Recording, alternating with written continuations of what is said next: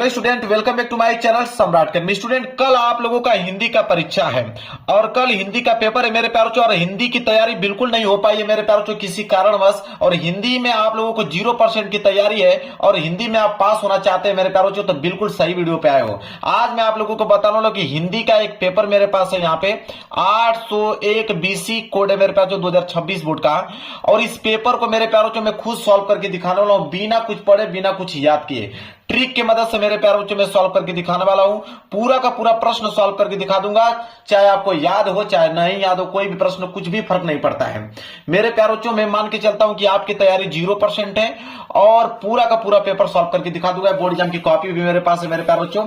और इस वीडियो को उनके पास जरूर से जरूर शेयर कर देना जो कल हिंदी का पेपर देने वाले हैं मेरे प्यारों बच्चों, चाहे वो क्लास 10th में पढ़ते हो चाहे वो क्लास 12th में पढ़ते हो। दोनों का पेपर कल है मेरे प्यारों बच्चों हिंदी का। और मेरे प्यारों बच्चों यकीन कीजिए कि आपका अगर यह 70 नंबर का पेपर है मेरे प्यारों बच्चों, यह हाई स्कूल का पेपर है, तो आप कम से कम 50 या 55 नंबर आसानी से ला पाओगे। और क्लास 12th वाले बच्चे, आपका पेपर 100 नंबर का होता है, तो ट्रिक सेम रहेगी। 100 में आप मेरे प्यारों बच्चों कम से कम 70 या 75 नंबर आप आसानी से ला पाओगे। तो चलिए इसको हम सॉल्व करके दिखाते हैं। और सबसे पहले अगर हम बात करें, दो कैटेगरी के प्रश्न बनते हैं। दो कैटेगरी प्रश्न हिंदी में बनते हैं, एक आता है ऑब्जेक्टिव प्रश्न, एक आता है सब्जेक्टिव प्रश्न। देखिए दोनों का ट्रिक बताऊंगा मैं आप लोगों को।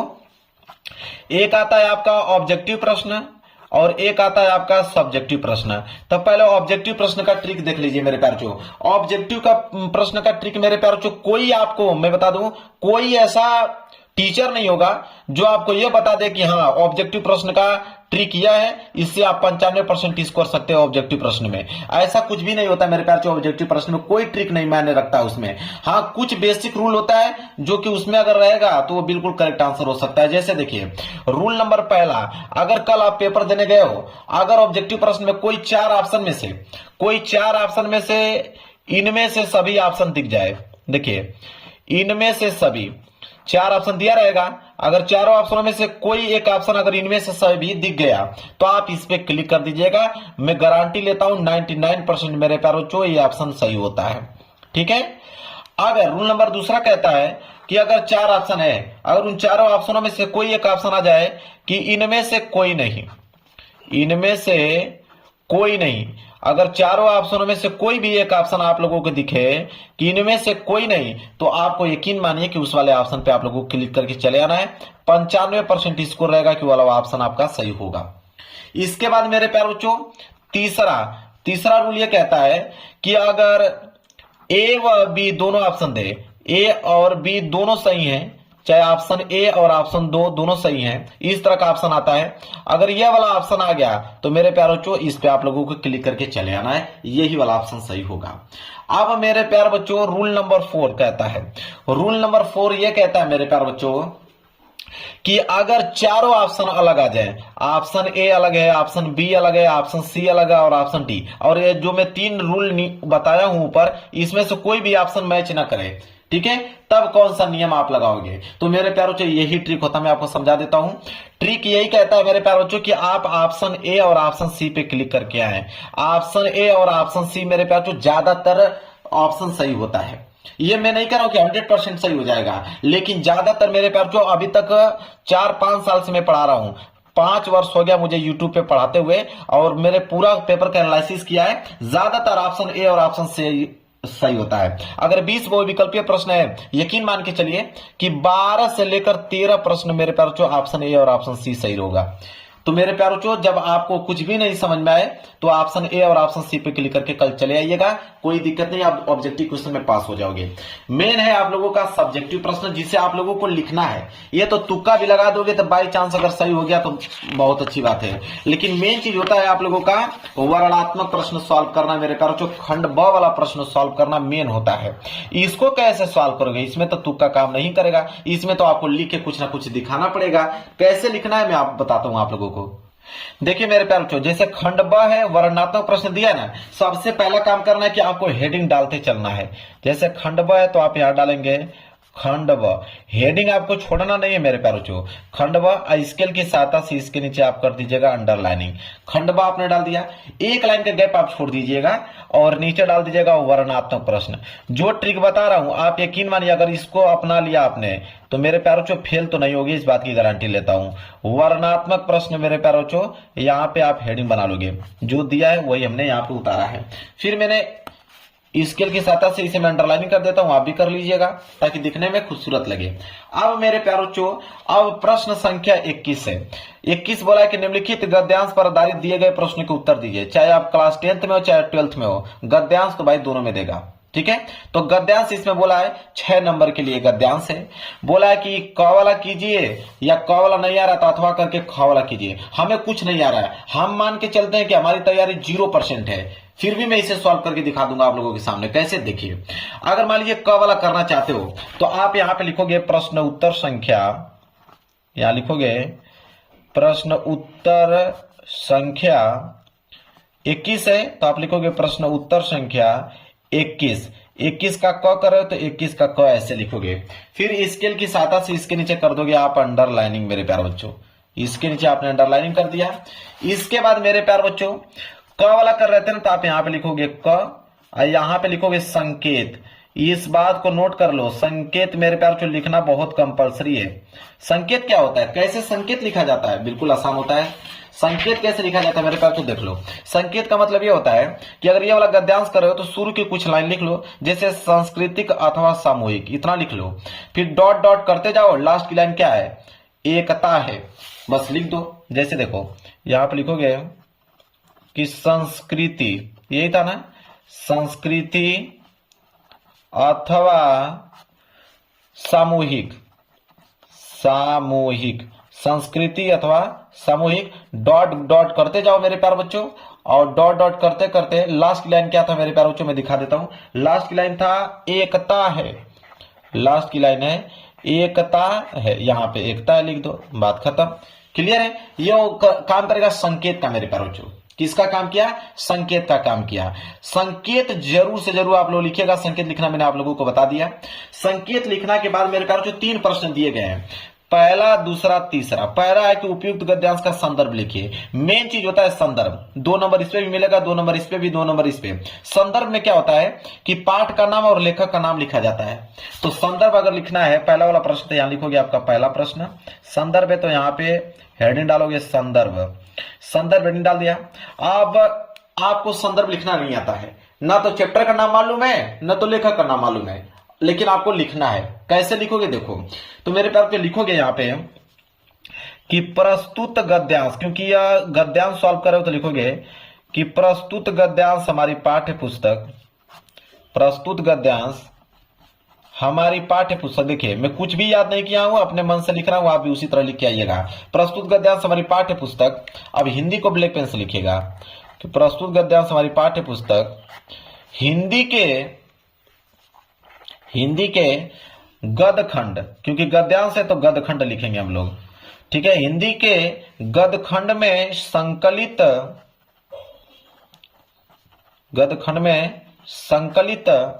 ठीक है।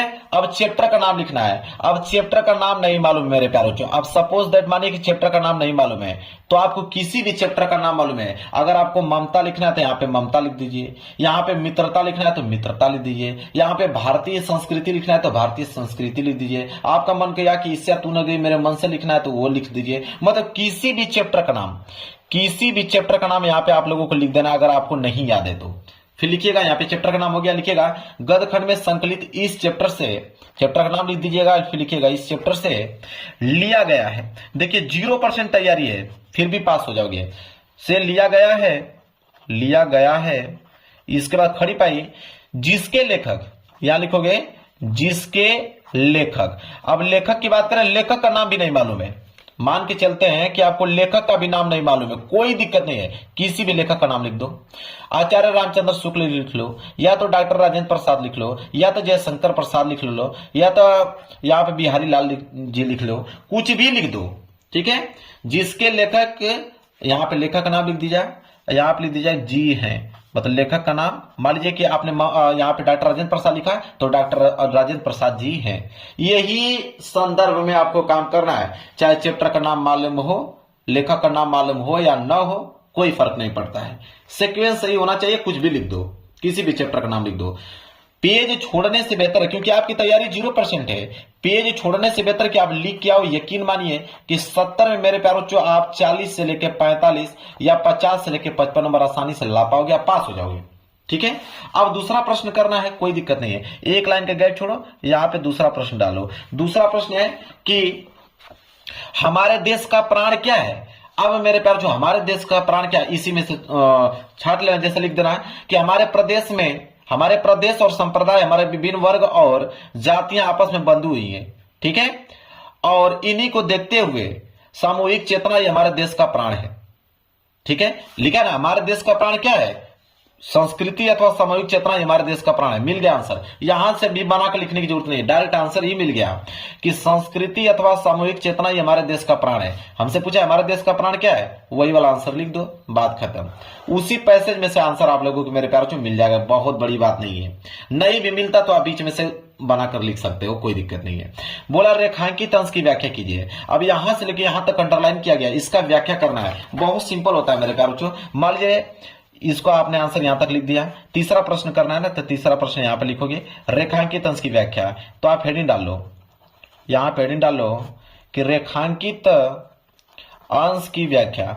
अब बहुत बड़ी बात नहीं है, रेखांकित अंश की व्याख्या का मतलब ये होता है कि अपनी भाषा में उसको आप व्यक्त कीजिए, अपनी भाषा में उसको आपको व्यक्त करना है। तो एक बार अच्छे से पढ़ लीजिएगा कि संस्कृति अथवा सामूहिक चेतना हमारे देश का प्राण है। इसी नैतिक चेतना के सूत्र हमारे नगर और ग्राम, हमारे प्रदेश और संप्रदाय, हमारे विभिन्न वर्ग और जातियां आपस में बंधी हुई है, जहां उनमें और सब तरह की विभिन्नताएं और वहां उन सब में यह एकता है। अब इसी को अपनी भाषा में, आम भाषा में, सरल भाषा में कुछ ना कुछ बनाकर एक्सप्लेन कर मेरे प्यारों को यहाँ पे रेखांकित अंश की व्याख्या में 4 से लेकर 5 लाइन या 6 लाइन आप लोगों को लिख देना है, बस खत्म।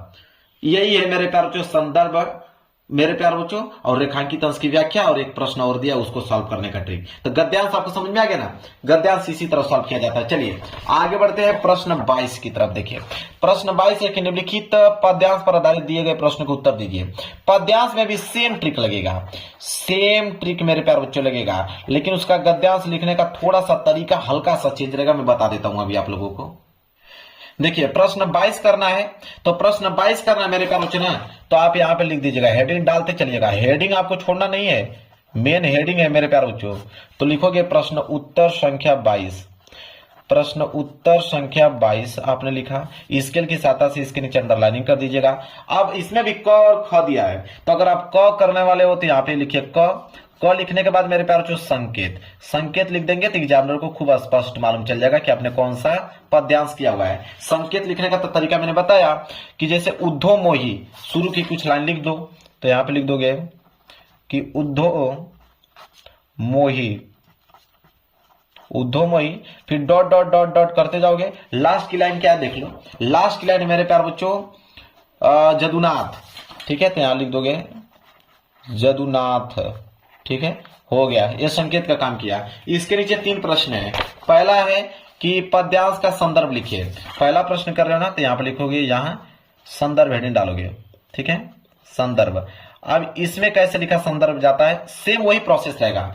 उसमें आपने लिखा प्रस्तुत गद्यांश, इसमें आप लिखेंगे प्रस्तुत पद्यांश, लिखेंगे सेम ट्रिक वही रहेगी कि प्रस्तुत पद्यांश हमारी पाठ्य पुस्तक, प्रस्तुत पद्यांश हमारी पाठ्य पुस्तक, प्रस्तुत पद्यांश हमारी पाठ्य पुस्तक। अब हिंदी लिखना है तो हिंदी को आप ब्लैक पेन से लिखोगे, ब्लैक पेन से। तो प्रस्तुत पद्यांश हमारी पाठ्य पुस्तक हिंदी के, वहां गदखंड लिख रहे थे, यहां पे पदखंड लिखोगे, हिंदी के पदखंड में संकलित, पदखंड में संकलित। अब चैप्टर का नाम लिखना है मेरे प्यार बच्चों। अब चैप्टर का नाम नहीं मालूम है ना, ट्रिक वही लगाओगे, किसी भी चैप्टर का नाम आप लिख दो, पद्यांश का किसी भी चैप्टर का नाम यहाँ पे लिख दो, कोई दिक्कत नहीं है। से लिया गया है, चैप्टर का नाम लिख दीजिएगा, फिर लिखिएगा से लिया गया है, से लिया गया है, जिसके रचयिता, देखिए उसके लेखक होते हैं, गद्यांश के लेखक होते हैं लेकिन पद्यांश के रचयिता होते हैं। जिसके रचयिता, रचयिता का नाम नहीं मालूम है, कुछ भी लिख दो, सूरदास लिख दो, तुलसीदास लिख दो, कुछ भी लिख दो, ठीक है, महादेवी वर्मा लिख दो। जिसके रचयिता, यहां पे किसी का नाम लिखकर जी है, लो संदर्भ का काम हो गया। अब रेखांकित अंश की व्याख्या बोला है, ठीक है, तो रेखांकित अंश की व्याख्या से उसी तरह प्रोसेस लगाओगे। एक प्रश्न और दिया है, उसका भी आंसर इसी में से मिल जाएगा मेरे प्यारे बच्चों।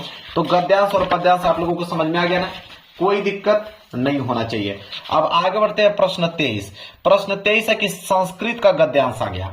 अब संस्कृत के गद्यांश को कैसे सॉल्व करोगे, 5 नंबर के लिए पूछता है। और संस्कृत के गद्यांश में दो ही चीज लिखना होता है, एक आपका संदर्भ 2 नंबर के लिए और एक हिंदी में अनुवाद 3 नंबर के लिए। तो चलिए जानते हैं कि संस्कृत के गद्यांश का हम संदर्भ कैसे लिखते हैं और उसका हिंदी अनुवाद हम कैसे करेंगे, उसका ट्रिक समझते हैं। सेम ट्रिक यही लगाना है, लिखने का तरीका यही है कि सबसे पहले प्रश्न उत्तर डाल लो आप। प्रश्न उत्तर 23 है तो आप लिखोगे प्रश्न उत्तर संख्या 23। आपको हेडिंग बिल्कुल सही सही डालना है। प्रश्न उत्तर संख्या 23 आपने डाल लिया। और 23 में भी 2 दिया है, क कर रहे हो कि ख। अगर मान लीजिए आप क करना चाहते हो तो आप लिखोगे क के बाद लिखोगे संकेत, और ख करना चाहते हो तो लिखोगे ख के बाद लिखोगे संकेत। तो हम क कर रहे हैं तो क में हम संकेत लिखेंगे। संकेत में वही चीज, शुरू के कुछ लाइन, ठीक है, तो शुरू के कुछ लाइन क्या है, ऐसा, तो हम लिखेंगे ऐसा कर्म विरणाम, तो ऐसा कर्म विरणायम, ठीक है। इसके बाद डॉट डॉट डॉट करते जाएंगे, लास्ट की लाइन कर्तव्यम, तो लास्ट की लाइन यहां पे लिख देंगे कर्तव्यम, ठीक है। लो संकेत का काम हो गया। 2 चीज लिखना होता है इसमें, एक संदर्भ एक हिंदी का अनुवाद। तो आप यहां हेडिंग डालोगे संदर्भ। इसका संदर्भ कैसे लिखा जाता है, देखिए बहुत सिंपल इसका संदर्भ मेरे प्यारे बच्चों। इसका संदर्भ कैसे लिखोगे, लिखोगे कि प्रस्तुत गद्यांश, क्योंकि ये संस्कृत का गद्यांश है ना, तो लिखोगे प्रस्तुत गद्यांश, प्रस्तुत गद्यांश हमारी पाठ्य पुस्तक, प्रस्तुत गद्यांश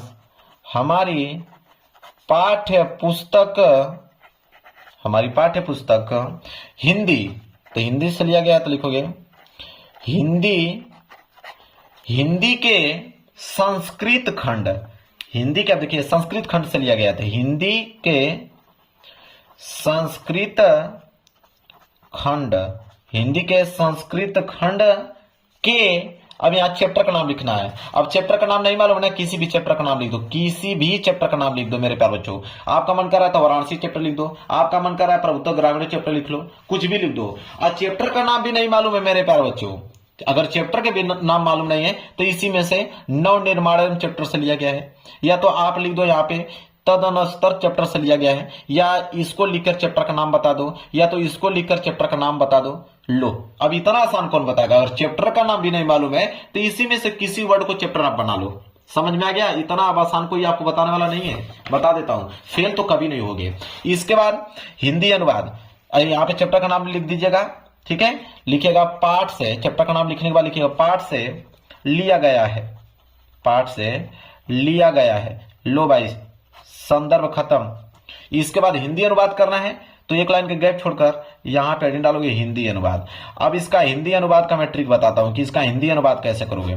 अब ये संस्कृत में दिया गया, इसे हिंदी में कन्वर्ट करना है। आपको हिंदी में कन्वर्ट करना नहीं आता है, यहां से लेके यहां तक दिया है, इसका हिंदी में कन्वर्ट करना है। हिंदी में कन्वर्ट करना आपको आता नहीं है तो आप कैसे लिखोगे मैं बताता हूं। देखिए यहाँ पे हिंदी का गद्यांश दिया हुआ है, इसी बीच में से कहीं देखिए फुल स्टॉप है ना, यहीं से उठा लीजिए, ये वाला वर्ड उठा लीजिए, यहां से लेकर और यहां तक, ठीक है, यहां से लेकर यहां तक बीच में 3 लाइन यहां से उठा लीजिए, और यहां से लेकर देखिए यहां से फुल स्टॉप है, यहां से लेकर और फुल स्टॉप यहां से ले, तो 2 लाइन यहां से आपने उठाया, 2 लाइन इसमें से उठाया और 4 लाइन इसका हिंदी अनुवाद आपने कर दिया। लो भाई एग्जामिनर जब चेक करेगा ना तो आपको नंबर दे देगा पूरा का पूरा।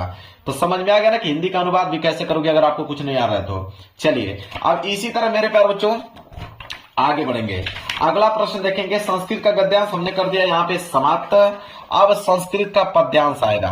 प्रश्न 24 बोला कि निम्नलिखित श्लोकों में से किसी एक श्लोक का संदर्भ सहित हिंदी में अनुवाद कीजिए। श्लोक का मतलब संस्कृत का पद्यांश। ये भी 5 नंबर के लिए ही है, सेम 2 नंबर संदर्भ 3 नंबर हिंदी अनुवाद। तो सेम ट्रिक इसमें भी अप्लाई होगा मेरे प्यारे बच्चों, सेम ट्रिक इसमें भी अप्लाई होगा, सिर्फ संदर्भ लिखने का तरीका बदल जाता है इसका। चलिए मैं बता देता हूं पूरा का पूरा ताकि कोई बच्चा फेल नहीं हो पाए।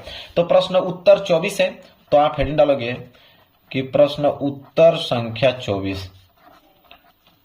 प्रश्न उत्तर संख्या आप डालो यहां पे 24। अब 24 आपने डाल दिया। अब 24 का कौन सा कर रहे हो? क कर रहे हो। स्केल की सहायता से अंडरलाइन कीजिएगा, मैं तो जल्दी जल्दी आप लोगों को बता रहा हूं। क कर रहे हो कि ख? क कर रहे हो तो आप डालोगे क की बात क्या डालोगे? संकेत। अब बार बार संकेत नहीं लिखूंगा, आप समझ गए होंगे संकेत कैसे लिखा जाता है मेरे प्यारे बच्चों। संकेत लिखने का तरीका वही है, शुरू के डॉट डॉट लास्ट के लाइन, ठीक है। इसमें भी आपको संदर्भ और हिंदी में अनुवाद लिखना होता है, तो यहाँ पे संकेत लिख दीजिएगा, यहाँ पे डालेंगे आप संदर्भ, ठीक है। इसका संदर्भ लिखने का तरीका क्या होता है देखिए, इसमें हम लोग लिखते हैं कि प्रस्तुत श्लोक, लिखते हैं इसमें हम लोग कि प्रस्तुत श्लोक हमारी पाठ्य पुस्तक, प्रस्तुत श्लोक हमारी पाठ्य पुस्तक, प्रस्तुत श्लोक हमारी पाठ्य पुस्तक। अब हिंदी, तो हिंदी को आपको ब्लैक पेन से लिखना है। हिंदी के, अब संस्कृत खंड है तो लिखोगे हिंदी के संस्कृत खंड, अब यहां पे ब्लैक पेन से लिखोगे संस्कृत खंड। मेन वही है चीज जो हमने उसमें बताया, सेम इसमें भी यही है, संस्कृत खंड के। अब चैप्टर का नाम है तो चैप्टर का नाम किसी भी लिख दीजिए, वाराणसी चैप्टर का नाम लिख दीजिए, या किसी भी चैप्टर का नाम भी नहीं मालूम है मेरे प्यारों तो इस वर्ड को लिख के चैप्टर का नाम बना लीजिए, या इस वर्ड को लिखकर चैप्टर का नाम बना लीजिए, या तो इस वर्ड को लिखकर चैप्टर का नाम बना लीजिए, या तो इस वर्ड को लिखकर चैप्टर का नाम बना लीजिए। वही चीज लिख लीजिएगा। लिखने के बाद लिखिएगा कि पाठ से लिया गया है, लिखेंगे फिर कि पाठ से लिया गया है, लिया गया है, लिया गया है। अब बचा इसका हिंदी अनुवाद, तो हिंदी अनुवाद का मैंने ट्रिक अभी बताया ना आप लोगों को, पैसेज दिया हुआ है, उसी पैसेज में से दो दो लाइन बीच में से आपको उठाकर इसका हिंदी अनुवाद आपको बना लेना है, ठीक है। मात्र 4 या 5 लाइन में लिख दीजिएगा, हिंदी अनुवाद का काम भी हो जाएगा। अब यहां से ये भी प्रश्न हो गया बिल्कुल समाप्त मेरे प्यारे बच्चों। अब आता है प्रश्न 25। तो प्रश्न 25 तो कह रहा है कि अपने पठित खंडकाव्य के आधार पर दिए गए प्रश्नों में से किसी एक प्रश्न का उत्तर दीजिए। देखिए खंडकाव्य इंटर में भी आता है और हाई स्कूल में भी दिया है। तो खंडकाव्य मतलब होता है मेरे प्यारे बच्चों कि जिला वाइज आता है कि आप किस जिले से बिलोंग करते हो और आपके जिले में जो खंडकाव्य पूछा जाता है वही पेपर में आपको करना होगा। दूसरा अगर करोगे 1 नंबर एग्जामिनर नहीं देगा, इस बात को ध्यान में रखिएगा। तो आप पहले पता कर लीजिए कि आपके डिस्ट्रिक्ट में कौन सा खंडकाव्य पूछा जाता है। मान लीजिए अगर आपके डिस्ट्रिक्ट में मातृभूमि पूछा जाता है तो एक बार मातृभूमि मेरे प्यार बच्चों एक बार पढ़ लीजिएगा। जैसे चंद्रशेखर आजाद, मतलब चंद्रशेखर आजाद के बारे में यहाँ पे कुछ वर्णन करना है तो उनके बारे में, उनके बलिदान के बारे में, वो हमारे देश के लिए क्या किए, वही सब छापना है, काम बन जाएगा आप लोगों का, ठीक है।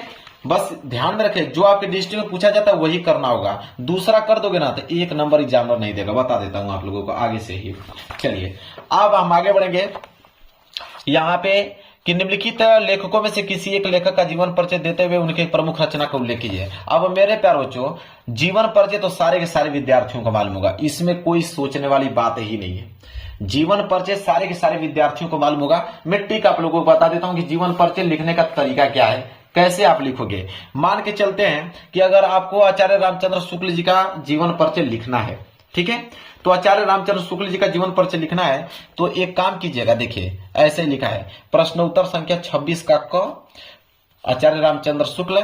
आप कोष्टक में बनाकर संक्षिप्त परिचय लिख दीजिएगा। जैसे उसमें नाम होना चाहिए, जन्म होना चाहिए, पिता का नाम, मृत्यु, रचनाएं। इतना पॉइंट लिखने के बाद यहाँ पे नीचे डालिएगा जीवन परिचय। अब मैं बताता हूं फिर कैसे कहानी बनाइएगा कि आचार्य रामचंद्र शुक्ल का जन्म सन 1884 ईस्वी में बस्ती जिले के अगोना नामक ग्राम में हुआ था। इनके पिता का नाम चंद्रबली शुक्ल था और उन्होंने हाई स्कूल की परीक्षा जो है वो मिशन स्कूल से उत्तीर्ण की। गणित में कमजोर होने के कारण वो आगे की शिक्षा प्राप्त न कर पाए और उन्होंने घर पर हिंदी, उर्दू, संस्कृत, फारसी आदि भाषाओं का अच्छा ज्ञान प्राप्त किया, ठीक है। फिर लास्ट में लिख लीजिएगा कि सन 1941 में वह स्वर्गीधार हो गए, मतलब स्वर्ग को सिधार हो गए, मतलब उनकी मृत्यु हो गई। उनकी महत्वपूर्ण रचना है चिंतामणि विचार विधि, ठीक है, समझ में आ गया। बस इतना पॉइंट लिख दीजिएगा, आपको मिल जाएगा। तो ऐसे लिखा जाता है। इसी प्रकार मेरे प्यारे बच्चों कभी कभी जीवन परिचय कैसे लिखोगे मेरे प्यारे बच्चों, वैसे ही जैसे मैंने आप लोगों को बताया, सेम टू सेम वही प्रोसेस आप लोगों को अपनाना है। क्लियर है। मान लीजिए जैसे महादेव वर्मा का अगर लिखने के लिए दे दे तो महादेव वर्मा का दे दे तो क्या करोगे, तो महादेव वर्मा का जब दे दे मेरे प्यारे बच्चों तो आप डायरेक्ट करोगे, यहां पे देख सकते हो महादेव वर्मा हेडिंग डालने के बाद संक्षिप्त परिचय में नाम, जन्म, जन्म स्थान, पिता, माता, मृत्यु, रचनाएं। मतलब महादेव वर्मा जन्म 1907 में, जब फर्रुखाबाद में हुआ था। उनके पिता का नाम गोविंद प्रसाद वर्मा, माता का नाम हेमरानी, मृत्यु 11 सितंबर 1987, रचनाएं उनकी यामा रश्मि नीरजा। अब उसी चीज को भी यहाँ पे लिखा गया है कि महादेव वर्मा का जन्म सन 1907 ईस्वी में फर्रुखाबाद में हुआ था। इनके पिता का नाम गोविंद प्रसाद वर्मा और वह भागलपुर के एक कॉलेज में प्रधानाचार्य थे। उनके माता का नाम हेमरानी था, वह परम विदुषी धार्मिक महिला थी और 11 सितंबर 1987 में इस महान लेखिका का स्वर्गवास हो गया। रचना में लिख दीजिएगा यामा रश्मि नीरजा। समझ में आ गया? कितना सिंपल है मेरे प्यारे बच्चों। अगर वो भी नहीं मालूम है तो आप कुछ भी डेट लिखते चले जाना, किसी भी पिता का नाम लिख देना, किसी भी माता का नाम लिख देना, लेकिन लिख देना, ठीक है। अगर आपको नहीं मालूम है तो इनके पिता का नाम गोविंद प्रसाद वर्मा है तो कुछ भी लिख दो, राहुल प्रसाद वर्मा लिख दो। माता का नाम हेमरानी नहीं मालूम है तो कुछ भी दूसरा नाम लिख दो। मृत्यु नहीं मालूम है 1987, 1988 लिख दो, 1984 लिख दो, 1920 लिख दो। रचना नहीं मालूम है, किसी भी रचना मालूम है उसका नाम लिख दो, लेकिन लिख दो। समझ आ गया? चलिए अब आगे 27वां के अपने पाठ्य पुस्तक में से कंठस्थ कोई श्लोक लिखे जो इस प्रश्न पत्र में ना आया हो। श्लोक लिखने की बात किया है। श्लोक का इतना जबरदस्त ट्रिक आपको बताऊंगा कि ऐसा कोई नहीं बताया होगा। श्लोक 2 लाइन का लिखना है संस्कृत में और श्लोक आपको याद नहीं है तो आप करोगे, मेरे पैरों में दिखाता हूं, आप पहुंचोगे संस्कृत, ठीक है। कहां पहुंचोगे? संस्कृत को ढूंढोगे, मतलब संस्कृत के गद्यांश को ढूंढोगे, ठीक है। तो संस्कृत का गद्यांश देखिए यहां दिया हुआ है। 2 लाइन का श्लोक लिखना है ना, तो देखिए यहां से लेकर और यहां तक 1 लाइन का काम हो जाएगा। उसी को पूरा लाइन में यहां पे लिख दीजिएगा, यहां से लेकर यहां तक 1 लाइन हो गया। इसके नीचे 1 लाइन और लिखना है तो आप मेरे प्यारों को यहां से लेकर यहां तक लिख दीजिएगा। ये पूरा का पूरा उठाकर इसके नीचे लिख दीजिएगा। लो भाई 2 लाइन का पोएम हो गया बिल्कुल तैयार। कोई रुका? कोई रुक भी नहीं सकता है, ठीक है। श्लोक आपका हो गया, कोई दिक्कत नहीं होना चाहिए। चलिए आगे बढ़ते हैं, देख लिए। अब है प्रश्न 28, कह रहा है कि अपनी गली मोहल्लों की नलियों की समुचित सफाई के लिए नगर निगम स्वास्थ्य अधिकारी को एक पत्र लिखे। तो स्वास्थ्य अधिकारी को पत्र लिखना है तो देखिए पत्र लिखन बिल्कुल आसान होता है मेरे प्यारों। जो कैसे लिखोगे मैं बताता हूं आप लोगों को। देखिए प्रश्न उत्तर संख्या 30 डालोगे। कैसे लिखोगे? सबसे पहले लिखोगे सेवा में। सेवा में लिखने के बाद कामा लगाओगे, लिखोगे मुख्य स्वास्थ्य अधिकारी, क्योंकि स्वास्थ्य अधिकारी को ही लिख रहे हो ना। स्वास्थ्य अधिकारी नगर निगम, फिर यहाँ पे अपने जिले का नाम लिख दीजिएगा। फिर 1 लाइन का गैप छोड़कर विषय लिखिएगा। विषय मतलब किसके बारे में लिख रहे हैं? तो गलियों की या मोहल्ले की नालियों की समुचित सफाई के लिए, तो उसी को लिखोगे। अपने मोहल्ले की सफाई करवाने हेतु नगर निगम अधिकारी को हम पत्र लिख रहे हैं। फिर अपनी कहानी पूरा लिख दीजिएगा कि श्रीमान जी, मैं इस पत्र के माध्यम से आपका ध्यान मोहल्ले की साफ सफाई की ओर आकर्षित कराना चाहता हूं। हमारे इलाका का कचरा कंटेनर कई दिनों से सफाई नहीं होने के कारण वो बाहर निकला है, मतलब बह निकला है। खराब गंध से निकलने वाली सड़ी हुई सामग्री इस प्रकार आसपास के लोगों को बीमारी फैला रही है और हालात दिन पर दिन बदतर होते जा रहे हैं। इसलिए आपसे विनम्र निवेदन करता हूं कि इसको जल्द से जल्द साफ करने की कृपया करें, मतलब उसको साफ करवा दें। धन्यवाद। यहाँ पे क ख ग घ, यहाँ पे पता अपना लिख दीजिएगा। लो भाई इतना सिंपल आप लोगों को कोई नहीं बताएगा। समझ में आ गया आप लोगों को? कोई डाउट नहीं होना चाहिए। इसके बाद देखिए, इसके बाद है 29वां प्रश्न 29 कि निम्नलिखित में से किन्हीं 2 प्रश्नों का उत्तर संस्कृत में दीजिए। देखिए अगर मान लीजिए इसका संस्कृत में उत्तर देना है कि चंद्रशेखर स्वगृहिम किम अवदत्, ठीक है। अब मैं आपको बता देता हूं। चंद्रशेखर, ये तो आपका पूरा का पूरा उतार लीजिएगा, चंद्रशेखर उतरेगा। चंद्रशेखर स्वगृहिम, इसको भी सेम टू सेम उतार लीजिए। अब आगे की लाइन क्या लिखना है तो मैं बताता हूं। आगे की लाइन इसमें से देखिए, किम लिखिए। किम लिखने के बाद अकरोत लिख दीजिए। यहाँ पे ये वाला लाइन उसमें जोड़ दीजिए, ये उसका आंसर बन जाएगा। मान लीजिए कि अगर इसका करना है तो आप कूप किमर्थ, कूप किमर्थ लिखने के बाद कूप किमर्थ, ठीक है, केन, केन जोड़कर केन दुखम अनुभवती, ठीक है, केन दुखम अनुभवती, बस लिख दीजिए, काम बन जाएगा। मतलब इसी में से कुछ ना कुछ वर्ड, ठीक है, अदल बदल कर कर इसका उत्तर दिया जाता है। क्लियर है? इसके बाद लास्ट प्रश्न है कि निबंध लिखिए किसी भी विषय पर। मेरे प्यारे छात्रों, अनुशासन, सड़क सुरक्षा, जीवन रक्षा, इसके बाद भारत में आतंकवाद की समस्या समाधान, देश प्रेम। कभी भी इतना याद रखिएगा, कभी भी किसी का भी मेरे प्यारे बच्चों आप निबंध लिख रहे हो, पहली हेडिंग प्रस्तावना डालिएगा। किसी भी देखिए बनाकर ही लिखिए, लेकिन पहले हेडिंग प्रस्तावना, प्रस्तावना के बाद दूसरा होना चाहिए कारण, ठीक है। जैसे मान लीजिए कि आतंकवाद लिख रहे हो कि भारत में आतंकवाद की समस्या और समाधान, तो उसका कारण क्या है, कारण के बाद उसका समस्या लिखेगा। अगली हेडिंग क्या हो जाएगी, समस्या। समस्या जब हो गया तो उसका समाधान भी होना जरूरी है, तो अगली हेडिंग क्या हो जाएगा, समाधान हो जाएगा, ठीक है। इसके बाद हो जाएगा दुष्परिणाम, मतलब उस समस्या का हमारे जीवन में क्या प्रभाव पड़ता है, तो दुष्परिणाम लिखेगा, दुष्परिणाम, दुष्परिणाम। ठीक है, दुष्परिणाम लिखने के बाद मेरे प्यारे बच्चों लास्ट की हेडिंग आप लिखिएगा उपसंहार, लास्ट की हेडिंग हो जाएगा उपसंहार। मतलब कहने का मतलब यह है कि आपका पहली हेडिंग प्रस्तावना और लास्ट हेडिंग उपसंहार होना ही चाहिए, और बीच में आप कारण, समस्या, समाधान, निवारण, दुष्परिणाम, समझ रहे हैं, ये सब 5-7 हेडिंग बना के लिख दीजिए, काम हो जाएगा। अब मेरे प्यार बच्चों यह पेपर कर दिया मैंने समाप्त। बताइए कुछ भी याद करने के लिए बोला हूं आप लोगों को? नहीं, डायरेक्ट आपके पास पेपर है, कल आप लोगों का एग्जाम है, जाइए और जिनकी तैयारी 0% है वो इस ट्रिक को अपना कर आइए मेरे प्यारे बच्चों, और अच्छे नंबर लेकर आइए। और वीडियो पसंद आए तो वीडियो को लाइक कर दीजिएगा, चैनल पर नए हो तो चैनल को जरूर सब्सक्राइब कर लीजिएगा। मिलेंगे एक प्यारे से नेक्स्ट वीडियो में, तब तक के लिए धन्यवाद।